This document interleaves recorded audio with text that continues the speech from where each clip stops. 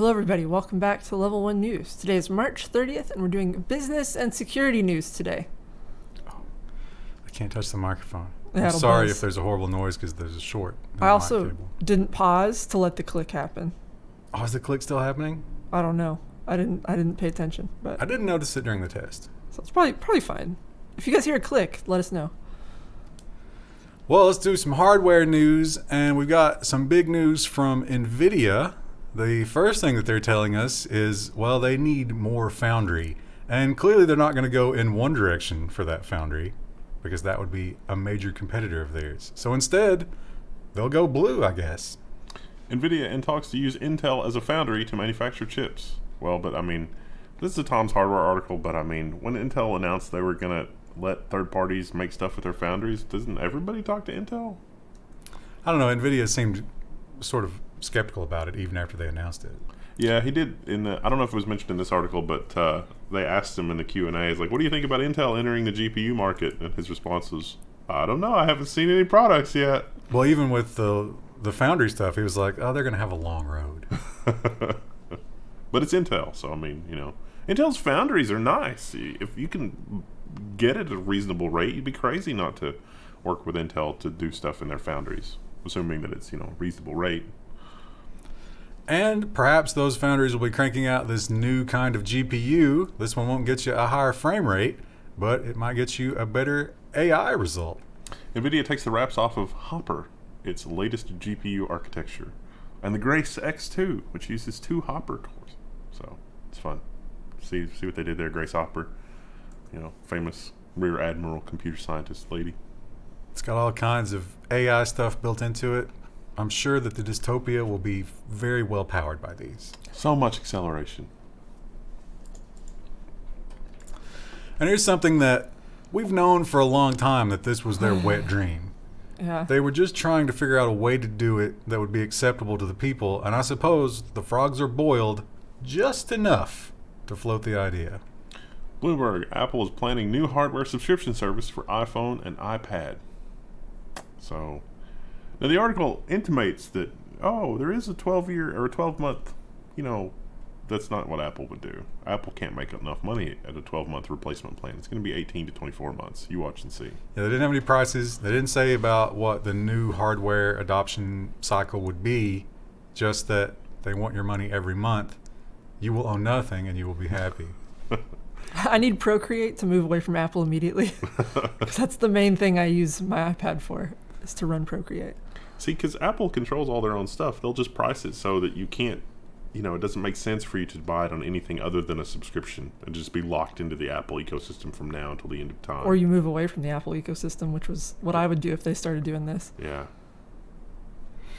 Well, they got that hot new chip, and they're hoping that that keeps everybody in the ecosystem. It is very powerful. We learned when it first came out the claims that they said it was better than all the other CPUs and the discrete GPUs, which seemed unbelievable. Now we've had more time to see the tests. The Apple Mac Studio with the M1 Ultra benchmarks, and here's how fast it is. Spoiler alert, it can't beat an RTX 3090. It's fast. It's fast for the amount of power that it uses, but Apple has overstated how fast it is. But that is, if that's the only one that beats it, still impressive. Yeah. Still very impressive. Now, here's the thing that is perhaps not good for the future of Apple's M1. We're still working with the same M1 cores. Remember the M1 cores that first launched like a long time ago now? The actual performance of the M1 core hasn't really gone up. We just have a lot more of them. That's the difference here. There's just more M1 cores. Not that an individual core is faster. Literally just doubled it. So that's not good that this much time has progressed and we don't even get a little bit of a core bump. I mean, come on. Well, how long did Intel languish? About 5 years. You do what the market demands, and right now the market's, dying anyway because there's no chips. And if you bought one of those new Mac Studios, that was a bad idea. But you also might find some disturbing things under the hood. Now, this story was updated. It turns out it's maybe not as bad as they originally thought, but it's still pretty bad. The Mac Studio requires an IPSW restore after changing its SSD modules. So the Mac Studio, it has removable storage. It actually has two M.2 looking slots. But Apple's put all kinds of hurdles in place to make it basically impossible for a user to upgrade and change their SSDs. Who would ever want to do that? It's so frustrating. Why would you ever need more storage or different storage? What? I mean, that's a part that never goes bad on a computer, right? This is the kind of thing, like if this were an automobile and Ford is like, no, you have to have Ford tires, like it's blatantly illegal. Blatantly. Would a Congress critter understand that, though? No. Apple's gone out of their way to make it slightly too hard for a Congress critter to understand. Or the Congress critters understand, but they're getting paid to not understand. Yeah, there you go. So frustrating. Probably a combination, right? Yeah. I bet there's a spreadsheet somewhere where they try to make that determination of which ones are too dumb to worry about and which ones are smart enough we have to pay. But they're like color-coded because they don't want it to be obvious. Oh, I see that you're a blue. Yeah, let's talk about funding your campaigns. Now, let's say that you want a $10,000 computer that is not as powerful as a $5,000 computer, but you don't want the thing that makes it cost $10,000. You instead want to replace that with something that's free. I don't know why you would want to do that, but you can now. The first Asahi, I think. Asahi, yeah. Asahi. Oh yeah, right. The first Asahi Linux Alpha Release is here. Woo! This is gonna let you run Apple on the M1, even though Apple doesn't really provide documentation, doesn't really help, don't really want you to. Linux on the M1. Or Linux on the M1. What did I say? Apple. Oh, yeah, I meant. Your brain auto-completed it. Yeah, Linux on the Apple M1. But Apple doesn't really want you to do that, and it's like, I guess it's a good experience. I guess you should want to do that because the M1 is fast. But it's frustrating to me because Apple is so uncooperative with these kinds of things. And yet, part of OS 10, they leverage open source stuff for the benefit of themselves without giving anything back. It's just, Apple's not great. Do you think that they will try and squash this in updates? Probably. Be a bad PR move, but they still might do it, I think. Yeah. Sure. And Apple is a big company, which means a big supply chain, which means a lot of room for problems. But it turns out, I guess, at the end of the year, someone does crunch those numbers. Former employee accused of defrauding Apple out of $10 million. So basically, this was somebody in the supply chain department, and they were taking kickbacks and doing special deals and, standard issue mobster stuff, really. Colluding with the supply chain to be like, hey, you're never going to get this, but I'm going to send you this payment, and you give me this much. Yeah. And he found several companies that were like, that sounds like a good idea to us. But turns out the accountants at Apple are ruthless. They figured it out. 10 million, that's a lot of money. They'll get you. Not to them, though, which is weird. And the guy who figured that out probably didn't even get a bonus for it, right? We're actually cutting your department. Oh. You only saved us $10 million this year? You're only going to be able to upgrade your iPhone every other year under the new plan. They kicked him down to the lower tier on the subscription service. Well, Apple is a company that has a lot of money and a lot of goodwill, and everybody, well, not everybody likes them, but they're very popular. You know a company that's not as popular? Toshiba. Toshiba is having a bad time, and it's getting worse. Toshiba shareholders reject a split plan and a private sale. Now, Toshiba makes a lot of stuff. The picture in this actually was a picture of a heat pump, but it could also include some of the storage division and some of the other stuff. They're not having a great time right now. Flash storage, they already split off, but they're saying maybe we should split up a little bit. This is kind of like Samsung. Samsung makes wrenches, but Samsung also has some of the most advanced silicon fabrication on the planet. So it's like, maybe there should be different entities. But the investors don't want that, because I guess that they think they're going to lose money, which they might. So they're demanding, no, fix it. Yeah, some Toshiba things, like the Toshiba heat pumps, might be going away. And I guess if you're an investor, you don't want that. Well, Uber has constantly been in a war with traditional taxis, because obviously it's a competition. If you're going to take an Uber, you're not taking a traditional taxi. So they kept fighting with one another, and it seems like maybe a peace. Uber stock jumps on a deal to offer New York City taxi rides in-app. So basically, if you take an Uber and there's not an Uber driver, and the taxi service is willing to offer a competitive cost, then you can, take an Uber taxi. I wonder how much. What do you think the percentage is that the taxi company gets of that, or what do you think Uber gets out of that? See, I think that the impetus is that, like, for what Uber offers, they should be only taking a vanishingly small percentage of the transaction. I don't think that's currently that's true. not true at all. Yeah. But that is how it should be, because the market doesn't have that much profitability. But I imagine the taxis have a union, right? Yeah. So that union negotiated. I wonder what we probably wouldn't be able to find out, right? Probably hidden. Probably. And the taxi medallions cost a lot because, again, the medallions are rationed out so that you never have a situation where you have starving taxi drivers who just can't get enough fares to live, at least until Uber comes along. Unless you shut down the city for 2 years. That causes problems for everybody. It does, yeah. Well, the one story other than the war that is probably number one in everybody's mind right now, inflation. Because things are getting very, very expensive. And it seems that we are in something called stagflation because wages are not rising as fast as inflation. And that causes problems, and that causes angry employees. Google employees bombard execs with questions about pay at a recent all-hands meeting. This was, I guess the all-hands meeting was because a lot of people were asking a lot of questions about how they do raise calculations and are we going to do the work from home, and Google has already said that people that are mostly work from home probably going to get a pay cut. So this has been coming for a while. Remember the whole thing where if you relocated, they would adjust your salary based on where you are, not the job that you're doing? Yeah. That's ridiculous. That is, yeah. And clearly the Google employees feel the same way. That was the number one issue brought up at the town hall meeting. But if you read Pichai's response to it, he said nothing.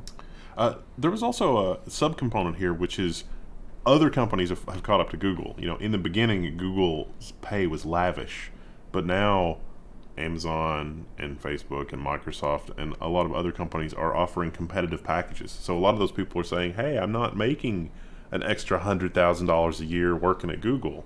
Why don't I go work somewhere else? Exactly. They'll get brain drained. I bet Google also has a lot of teams that are not making any money. Yeah.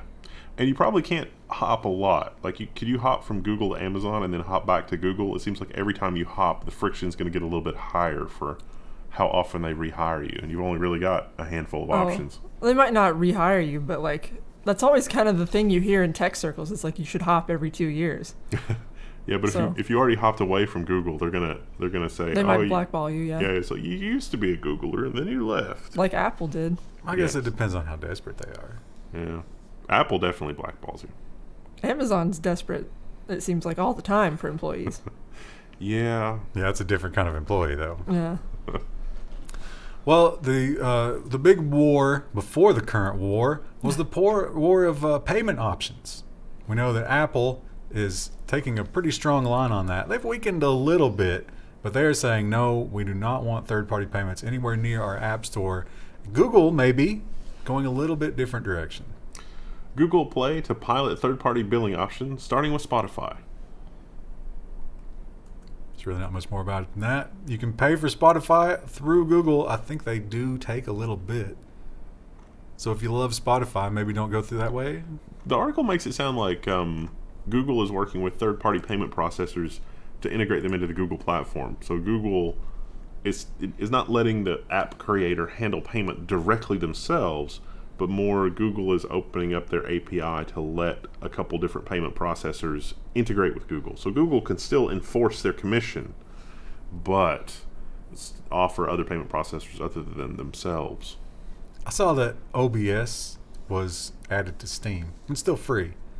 Which OBS, if you don't know what it is, it's the open broadcaster. It's the way that you stream media. And I was like, why would they bother with that? And then I realized it's because they want people who are using Steam on Linux to not have to go through the miserable install process from the command line. There's a competitor that uses OBS as a base, but I can't remember what it's called. Streamlabs, yeah. Wasn't there a legal thing? Yeah. There was. They may have done some unethical things. So Steam might be trying to compete with Streamlabs in that way too. Well, they're not. I mean, they're just giving you OBS from OBS. It's not Steam OBS. Okay. It's just they put it in the Steam library. It's probably wise of the Gaben.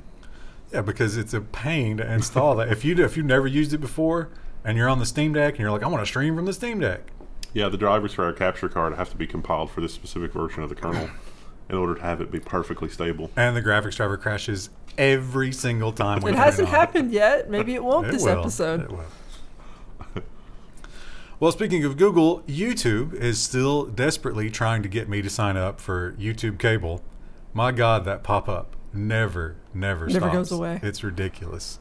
And it seems they are really, really intent on becoming the only TV in your house. YouTube is taking on over-the-air TV with nearly 4,000 free episodes of TV. Free, asterisk, with ads. Oh, great. Unless you got an ad blocker. I got news for them. It's a Hell's Kitchen is one of the pilots they're using, all the episodes of Hell's Kitchen. I got news for you, YouTube. They're already on there. They are. Commercial free. And the Steam Deck continues to be loved by the people that have it. Yours is not even shipped yet, right? Nope. But everybody is really excited about it. And we are very slowly, maybe good news for the people who don't get it right away, they are working out all the little bugs. Every week we see a new thing that it couldn't do that they've managed to fix. Xbox Cloud Gaming now supports the Steam Deck through Microsoft Edge. What? Microsoft Edge? Yeah, well, Microsoft had Edge on Linux, so why not? The Xbox Cloud Gaming service now in a browser, kinda, in Steam Deck? Now, previously, you could run it, but it didn't recognize the controls as a controller. That's been fixed. Nice. And Windows 11, it's just astonishing how week after week we discover a new terrible feature in Windows 11. It's like they're trying to make us stop using it.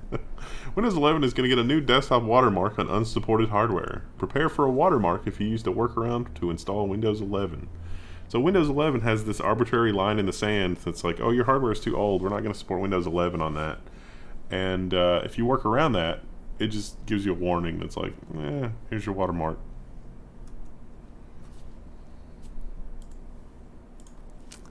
Okay. Thanks Now, for nothing. Switch to Linux. I've investigated this. I can absolutely confirm, and I don't think it was disputed by many people, that Instacart, like Kroger, for example, right? Kroger and Aldi have their own version of delivery that uses Instacart, but you can also go to instacart.com and look at those same menus. The prices are higher on instacart.com.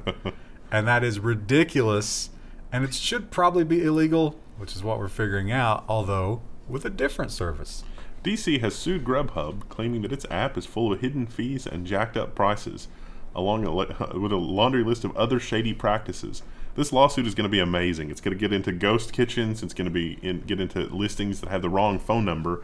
So you're actually calling like some rando that's just taking a little bit off the top, who then puts the order in somewhere else or puts the order in with a ghost kitchen. My cousin manages a restaurant, and she says that Grubhub drivers will just show up to her restaurant and be like, "Do you have this order?" And she's like, "We're not on Grubhub," and so she has no idea where they come from or who's put them on there. That's Grubhub does it. They talk about that in the article. They're really bad about that. Do you remember the story about the guy who figured out that his pizzas on Grubhub the price difference was so crazy he could make money ordering and delivering pizzas to nobody?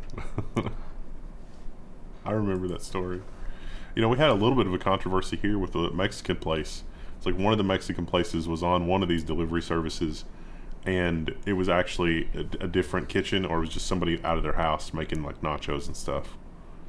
So it's tough to prove because every Mexican restaurant in this town has the same menu. Yeah.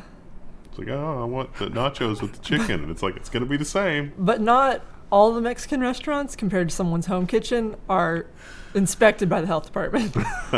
This is true. I would like some combination of meat, rice, cheese, and beans, please. Oh, you mean anything on the menu? Delicious. It is fantastic. I'm not saying it's bad. Yeah. It's beautiful, but it is all the same. They do use a good quality cheese, which is nice. Well, I was not familiar with this. I imagine we don't do this here, right? We don't. This is definitely a Canadian-only thing. It's very Canadian. It's Canadian because they might freeze to death. Yeah, well, yeah. It's more forgiving, although CBC is painting it as like an evil thing, when it's really more like, hey, you owe us a bunch of money, but we're not going to kill you for it. I don't wish this on my worst enemy. Calgarians. I don't know. Calgarians? Yeah. If you're in Calgary, Canada, you might be facing an electricity load limiter. So if you haven't paid your electric bill in a while, they don't turn your electricity off. They just limit it. Here, they turn it off. Yeah. They turn off your water, too. It's like, oh, you haven't paid your water in a month or two? Yeah, we're just going to turn that off. So a 240 volt appliance will not run with this limiter turned on. It will kick that breaker. Then you got to go outside, and there's a button that's installed on your meter, which you have to manually reset. You can run, she said you could use a microwave, but you couldn't use a microwave and, let's say, a really big television. That would be too much. So you're living in this sort of like quasi life without electricity. I wonder how like a stove or electrical heat would work. No, it's 240.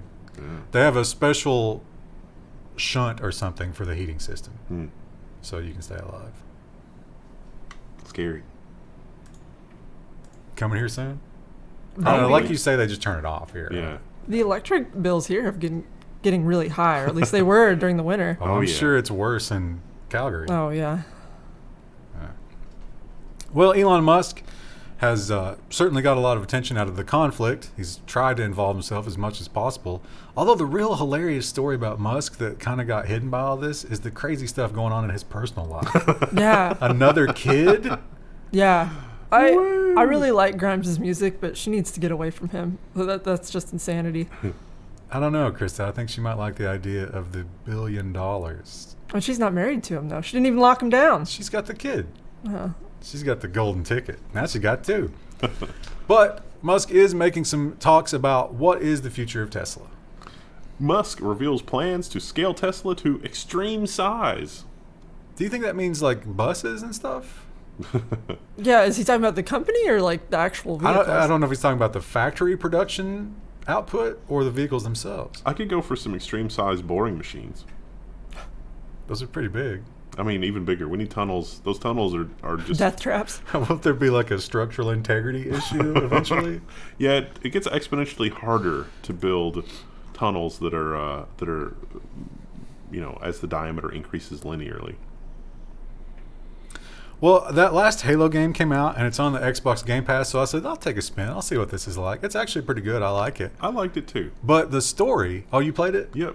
Did you play any of the previous Halo games? Nope. Did that story make any sense to you at all? A little. Like, Cortana was bad at some point, but now she's good, but now she's different. It's a different Cortana. Yeah, I got the feeling that it was like Cortana went bad, so we started with a much older version of Cortana that didn't really have much of the learnings, and we put some extra code in it to make sure it doesn't go bad this time. Good luck. But I also got the impression that they tried to write the epic ending, and then everybody was like, I don't know, let's make another one. It's still selling really well. Yeah. So then they were just like, oh, okay, Cortana's back and she's good again.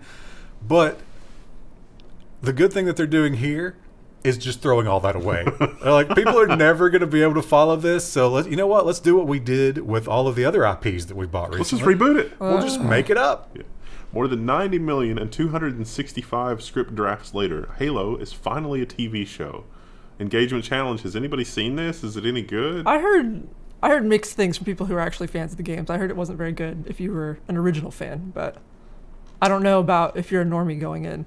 Is this fully released? Does Paramount do all at once, or do they trickle it out? I'm not sure. I don't know. I enjoyed the game. The game was a little bit elevator simulator, but I enjoyed the idea of, giant rings in space and blah, blah, blah. I like the difficulty. I like that you could walk into a situation and just get stomped if you didn't think about it. Yeah. That was pretty good. But you also had that sort of like power fantasy because you could really dish out the suffering.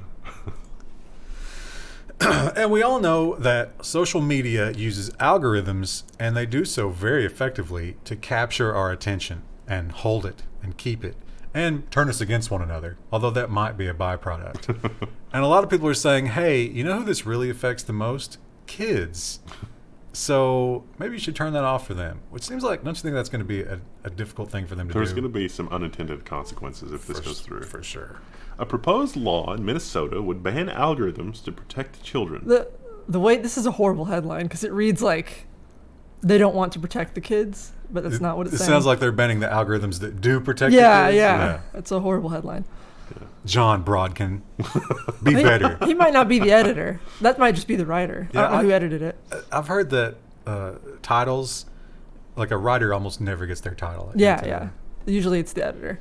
Can you ask a kid? It's like, what kinds of things would you like to see more of? And it's like, no, you couldn't, because then there would be an algorithm curating things that they want to see.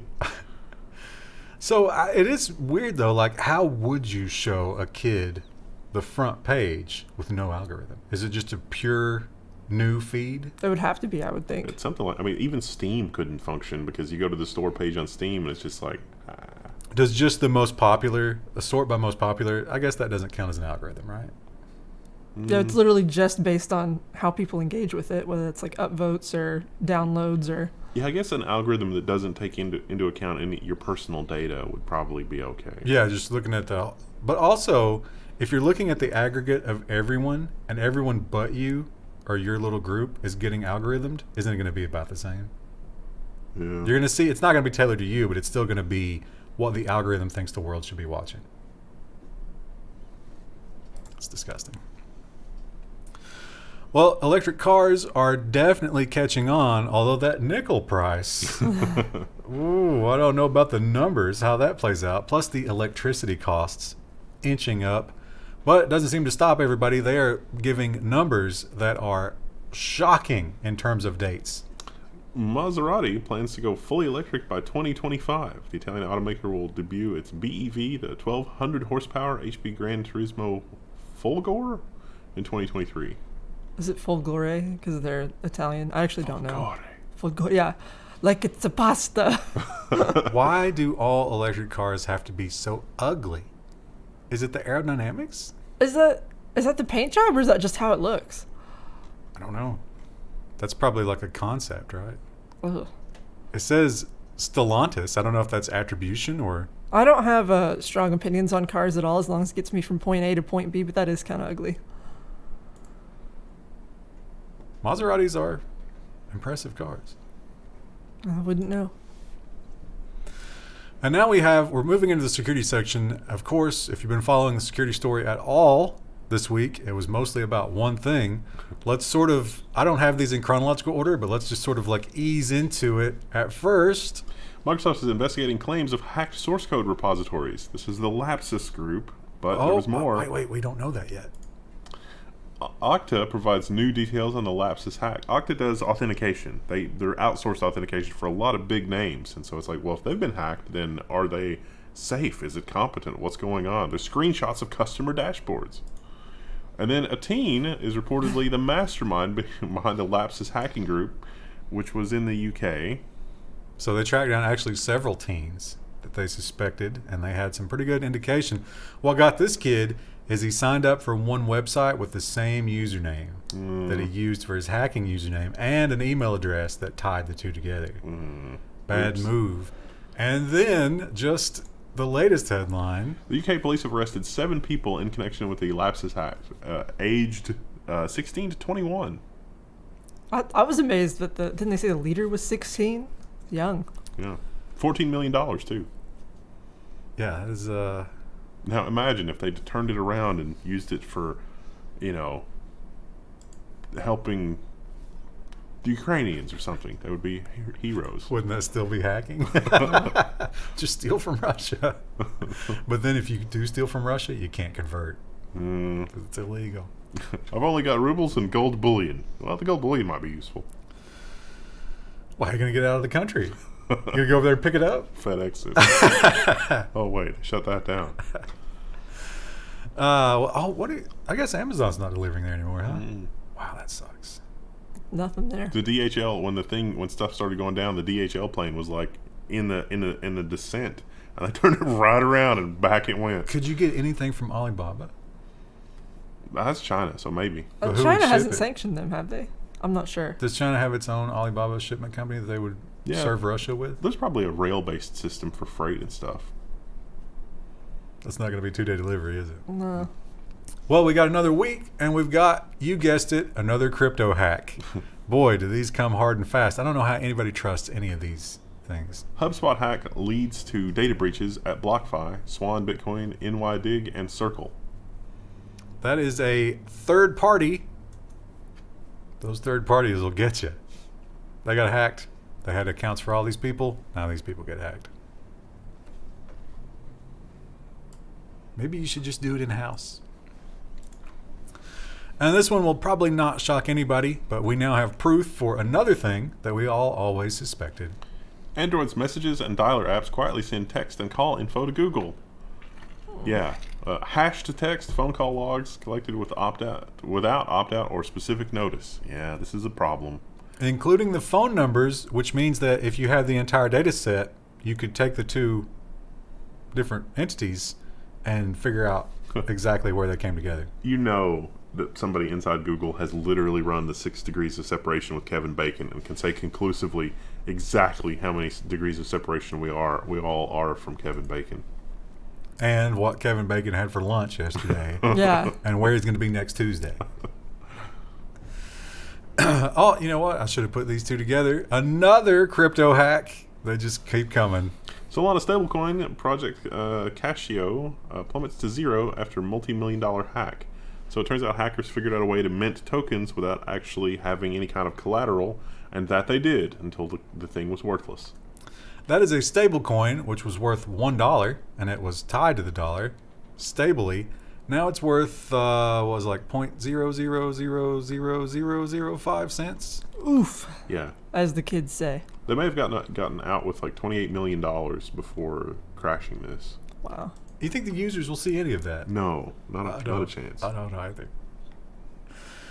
Well, here's a nasty trick, because we're used to seeing pop-ups in our websites that pop up the OAuth window, and you know that the OAuth window is on, let's say, Google or Amazon or Facebook's domain, and you can look at that domain and it's like, okay, it's secure. It's actually facebook.com and not facebook.com or something like that. I can trust this. But wait, is that a real browser window? Behold, a password phishing site that can trick even savvy browsers.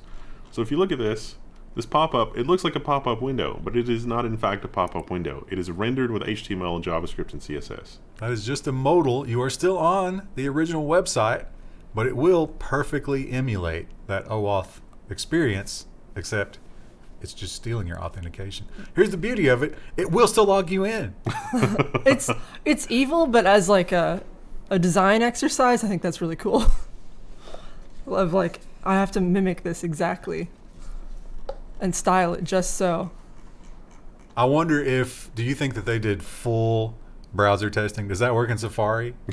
No, probably not. Safari's the new IE. Oh, I must have forgotten to get a paywall alternative for this one.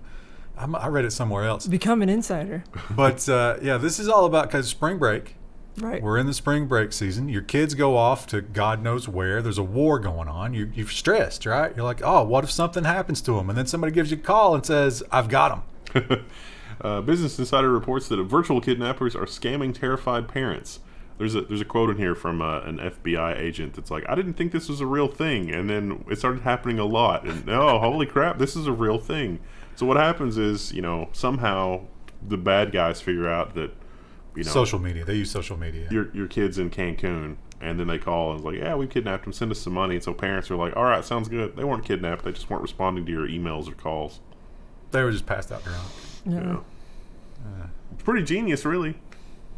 Yeah, it's crazy. They said that they even had some, production value where there would be somebody screaming in the background to emulate your child who's being tortured, to try to motivate you to send the money right now.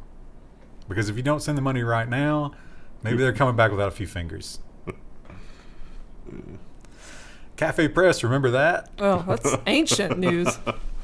It was never a great website. No. And you certainly, when you signed up for them to sell your own stuff, they took a pretty nasty cut. But it was ubiquitous. Everybody knew about it. Ex-Cafe Press owner fined $500,000 for shoddy security and covering up data breach. Where victim accounts were closed after being hacked in one incident, Cafe Press went so far as to charge them a $25 fee. That's not allowed. Yikes. Can't do that. I didn't know Cafe Press was even still a thing. It's an embarrassment it took this long for this to unwind, though. The existing Cafe Press is owned by somebody else. And when they were approached with this, they're like, don't talk to us. Talk to Residual Pumpkin. Residual Pumpkin is the holding company that used to have Cafe Press and sold it. And Residual Pumpkin is the one that is responsible for all of this. Wow. But the new people have agreed, hey, whatever rules you come up with in terms of security for them, we will adopt. Because we don't want to be the next one. And my beloved Nestle, I can't find it anymore.